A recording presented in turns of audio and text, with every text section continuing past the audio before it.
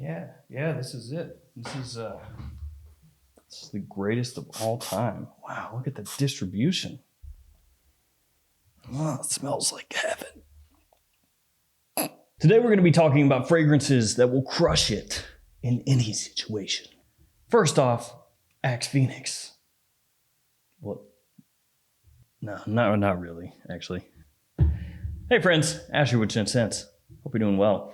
So yeah, versatility, that's the name of the game today. We're talking about fragrances that work in any situation. So we're talking daytime, nighttime, casual, formal, office, date, hanging out with your parents, hanging out with your friends, assuming that you have friends. If you don't, I'll be your friend. Maybe going out to the movies. Maybe you're writing a thesis. Maybe you're hanging out inside watching a movie. I don't know why movies came up twice. Whatever you're doing, okay, these are gonna work. Let's talk about them.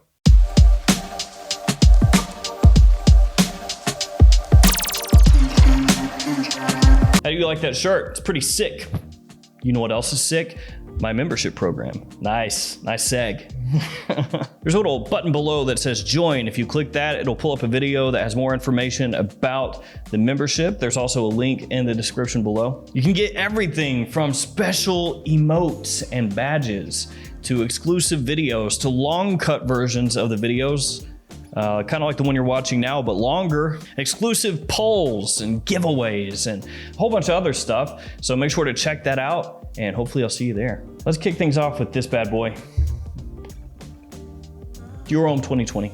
So yeah, secretly, maybe not so secretly anymore, I actually like this. Now I'll tell you guys, when you get animated here, Dior Homme 2020 is the easiest fragrance on earth to dunk on, okay? It is the easiest. They just set it up for you. It's like, it's a layup. Dior did everything they could to make it easy to hate on this. They took a beloved fragrance that didn't sell super well in retail stores, and then they completely removed everything from that fragrance that gave it its identity, and they replaced it with something that's hyper modern and focused in on very pleasant aroma chemicals. So of course, anybody who is a critic or fragrance aficionado is like, you know what? It is open season, baby. Yeah, Dior, you're going down. I'm gonna talk so much smack about you, and I'm gonna get a lot of love for it. That's what happened, and I joined in. I dunked on this fragrance and Christian Dior, but really it was more so because I was upset that my beloved Dior Homme, which I love it. I got a thing for it, okay? That it was getting axed, essentially, which is never easy to say goodbye. Change is not easy. So yeah, I hated on it, absolutely, 100%. And then over time, I wore it more. My stance softened and softened and softened until I just had to give in and say, you know, I like this. It's got ISOE Super, a bunch of it. Yeah, a whole bunch. Along with cashmere, bergamot, and pink pepper, some of the notes in the fragrance. And this is, for me, just about the quintessential modern man's designer scent that you can wear in any situation. They kept the Dior Homme bottle design, a few tweaks in terms of the width of the bottle and the overall look of the cap, but still functions the exact same way with an amazing atomizer. That burns.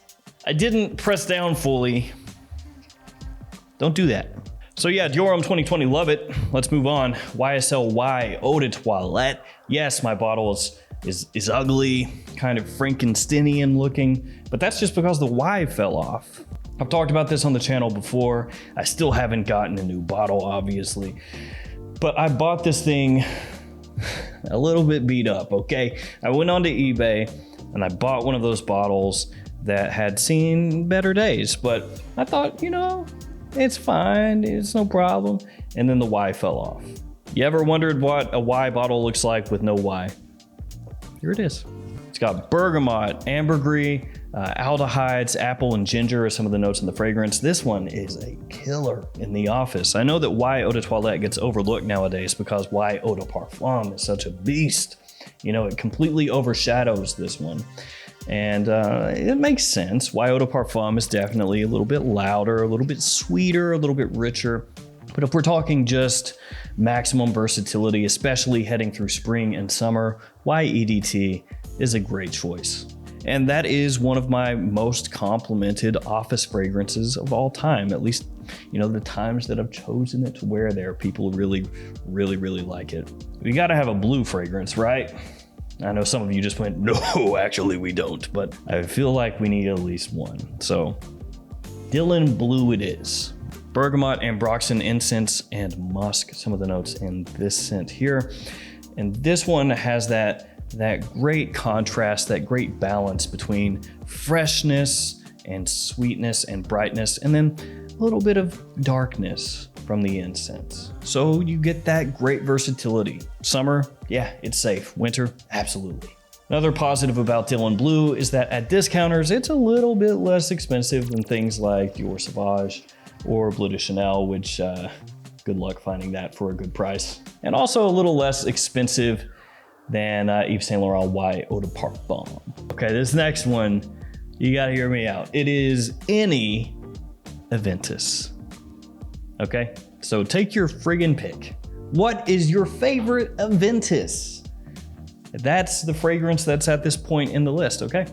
And what I mean by that is any Aventus style fragrance. So it could be the original Creed Aventus. Hey, the one that started it all. So the original pineapple, bergamot, vanilla, birch, black currant. It's the king of fragrances. You can wear it anywhere, honestly. Or maybe you want to go with Explorer. And look at that coloration. I really like how they did that. I like how they matched it up, you know?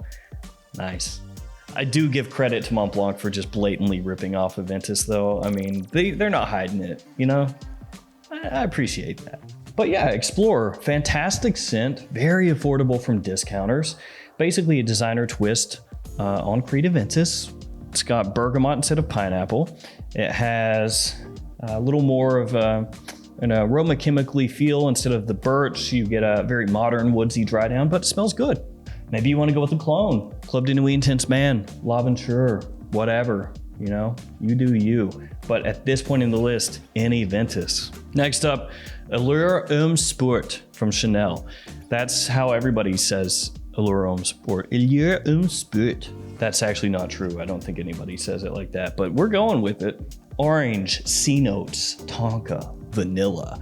This one also smells similar to Versace Pour Homme, or maybe actually it's Versace Pour Homme that smells similar to this one. That'd be the better way to say it. This does have a little more of a richness than Versace Pour Homme though. It's not quite as fresh. This is still a fresh scent, but not as fresh as the Versace. And this one has a bit of a creamy feel to the citrus. So what that does is it makes it better for year-round use than Versace Pour Homme. Though me personally, for summertime, I prefer the Versace. It's also cheaper. But if we're talking just, you know, any situation and you need to crush it, brother, Allure Homme Sport, that's gonna crush it. And yes, I know it's Allure Homme Sport, so you would think, oh, well, it's just a gem fragrance. It's just a summertime, daytime scent. No, there's a bunch of versatility packed into that bottle. This next one, I know the line is played out, okay? I know it's worn to death.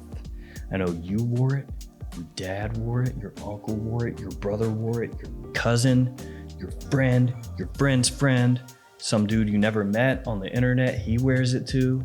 Whoever out there, celebrities wearing it, athletes, senators, congressmen, dictators. It is Acqua di Gio, that's the line. It's Acqua di Gio Profumo this time around. C notes, bergamot, incense, patchouli, some of the notes in this fragrance. And like I said, everybody knows Acqua di Gio, right? I feel like 99% of people that have a fragrance collection have at least one form of Acqua di Gio. So there's a good chance you own this or one of the others. Profumo probably is best for year-round use because that bit of incense that it gets helps it kick around a little bit more in cool weather, gives it that little additional touch, that flair, that je ne sais quoi that works so well in the cold. But then of course it's an Acqua di Gio. So that means in the summertime, in the springtime, in the early fall, you know it's gonna work. And if there's one thing about the Acqua di Gio DNA that you need to know, it's that almost everybody on earth seems to like it. There's something in it You know, it's like MSG. You know, people will be like, oh, MSG, oh, I hate it. And then they get a dish of food, you know, a Chinese restaurant, Japanese restaurant, wherever, it doesn't matter. It could be a bowl of ramen noodles, doesn't matter. They get it in, they devour the whole thing. Secret ingredient, MSG, baby. You know you love the MSG. You're out there trying to pretend, oh, I don't like it. Shut up. Yes, you do. It's like that with Acqua di Gio. People will be like, Acqua di Gio, peasants wear that. And somebody walks by, they catch a whiff of that ADG, and they just have to think to themselves, and they know it deep inside, internally, they're thinking this. It smells good. Bit of a rant, but you know it's true. Next up, Prada L'Homme Intense. Iris leather tonka amber. Ooh, the iris in this really kicks off well. It's got this powdery feel, which you kind of expect from Prada, but the leather in here gives it a nice masculine boost, helps it really shine in cool weather, kind of like the incense in Acqua di Gio Profumo helps that one shine in cool weather. Additional warmth and sweetness from the tonka and the amber really help that one shine. Now, you could say that in summertime or springtime that you'd rather go with the original Prada L'Homme or Prada L'Homme Low, and I wouldn't argue with that a bit. And you may also say that the original Prada L'Homme is better overall year-round than Prada L'Homme Intense, and I probably wouldn't argue with that either. But I think that overall Prada L'Homme Intense is just marginally better on the whole as a fragrance than the original Prada L'Homme is, and that's why I include it here. Because it's not like the leather is so overpowering that there's no chance that you could wear this in spring or summer. I think that you can, and I think that the benefits that you get in cool weather situations with this one over the original outweigh the cons. Next up, we gotta go with the Tom Ford and going with Beau de Jour. Pro tip, you want a much less expensive version of a fragrance that smells similar to this one. Go ahead and check out Davidoff Zeno. Not the exact same, of course, but for the price, it's gonna get you really close, and it smells surprisingly great. Even the modern version. Anyway, this one's got lavender, patchouli, oak moss, rosemary. Some of the notes in the fragrance, it is enormously classy. Ooh, that smells like a gentle man. It's got this kind of barbershop-y vibe to it. Very clean, extremely easy to dress up, and because it does have that classic, manly, masculine scent profile to it, you can wear it anywhere. It's got that timeless aspect to it. Stuff rules. Now, of course, nowadays, it doesn't come in this private blend bottle. It comes in a signature line bottle, but the scent is still Beau de Jour. Let's keep it going with some classiness with Dunhill Icon. Dunhill really dropped the ball with this because when they came out with Icon, people were pretty excited, at least in the fragrance community will say they were excited. You know, it's got a nice presentation, extremely heavy in the hand, real heft to it. And then it has, well, you can't get the lid off, but when you do, it smells really nice. Neroli, bergamot, pepper, lavender, vetiver. Some of the notes in this scent, a little bit of a resemblance to things like Terre d'Hermès, which when we're talking a classy masculine scent, that's never a bad thing to be compared to TDH. Anyway, Icon smells fantastic. The price is right, doesn't cost too much. Where they dropped the ball is most of the flankers that came out after this one just kind of petered out.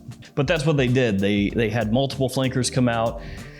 None of them really caught on other than Icon Racing, which unfortunately is a little indictacy. So last, but probably not least, possibly least, Mr. Burberry Indigo. It's got mint, rosemary, ISOE super, and aquatic notes. Some of the notes in the fragrance. This one is completely overlooked.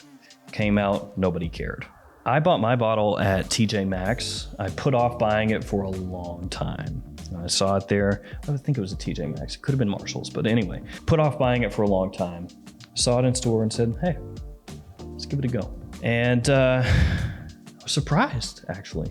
Now, it does appeal more to me than I would imagine it does a lot of other people, and that's because it has this kind of green facet to it. So it's not this straight up blue fragrance that you might expect when you see the name Indigo. But no, actually, the mintiness and the rosemary is really what drives this fragrance forward, and it really makes it shine. It has a nice bit of classiness. It's not too sweet. It's definitely a modern type scent with a little bit of a throwback feel to it.